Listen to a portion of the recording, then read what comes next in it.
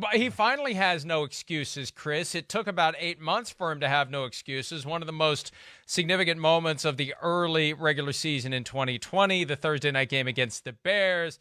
I thought it's not fourth down. Here's Brady revealing that he truly was clueless in that moment. You guys remember this one?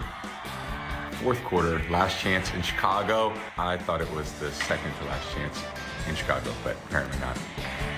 I don't think I've ever been as confused as I am in this moment right here. Look at that face.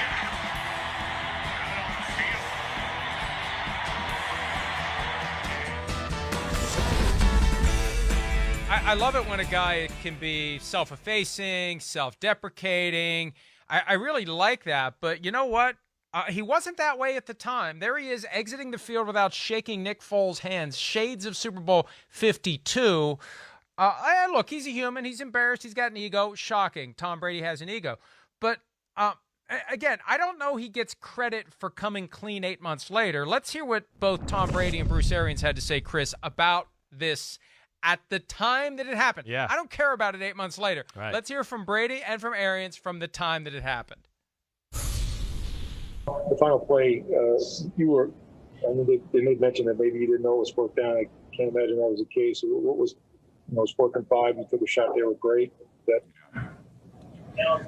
Yeah, I knew we needed a chunk, and I was thinking about more yardage. And then, it was bad execution. And we had a great opportunity there, so just didn't execute when we needed to. It looked like Tom might have been confused with what down it was. Did he not know it was 4th down? Yeah, he knew. Yeah, he knew. Look, what's wrong? It's okay. We make mistakes. It's okay. Nothing wrong with admitting that a mistake was made. And again, it takes some of the. It's great. It's great to see him do it now, but it takes something out of it when you consider that thou shalt not mention that the great Tom Brady may not have known what down it was in the immediate aftermath of the game happening, Chris. No, I know. I mean, yeah, I would have liked to have seen him be honest in the moment and just, yeah, I messed up, whatever. And yeah, I am a little shocked too, right? Like you see on social media, everyone's like, well, look, that's why I like him. He came clean. Like, no, that doesn't count as coming clean after, the storybook was written and it happened to have a happy ending. Now it's easy to dive back and make fun of yourself. That's where I would want to question too. If they don't win the Super Bowl, right? There's no way he does that. There's no way. You never see that. You can have fun with it now because you won the Super Bowl because you say, "Hey, everybody, kiss my butt. I got a big 7th ring and a Super Bowl trophy." So eat that. But I don't think he ever says that if that doesn't happen. And let me tell you, if they had ended up missing the playoffs by one game, ooh, it never would have been mentioned ever again. Whenever he writes his memoirs, it never would have come up. Forget about that. We shall not discuss the moment that ultimately was the dagger for our hopes in 2020. So, it is easy to joke about it after you've won the Super Bowl. And as you're getting closer and closer to the night where there will be gathering somewhere to get ring number 7.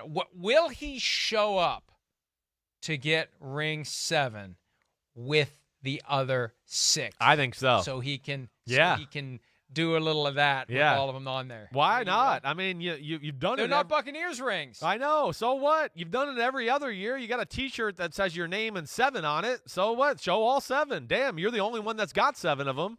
So do it. Will he put the new ring on a middle finger? Probably. I don't know. Yeah, I don't know. He might do that. Yeah, just like send it up to like the Patriots organization. Like, hey, look what I found this year. I don't know. But Brady, like, love his leadership. Love the way he is in so many ways. But yeah, we've seen ego get the best of him. Or maybe being a sore loser a little bit every now and then. He's not a good loser. Yeah, no doubt. And maybe that's one of the reasons why he's won as much as he has. And again, this is something that we've discussed, and it really is a fascinating disconnect to me. Behavior and attitudes that we find objectionable in children and try to parent out of them. Why do you have to? You don't have to win all the time. Can you please stop cheating? Now, you don't own Park Place. Your sister does, okay? You don't have to win every game of Monopoly. You don't have to win every game of Parcheesi. It doesn't have to be that way. We admire that. Yeah. behavior in athletes.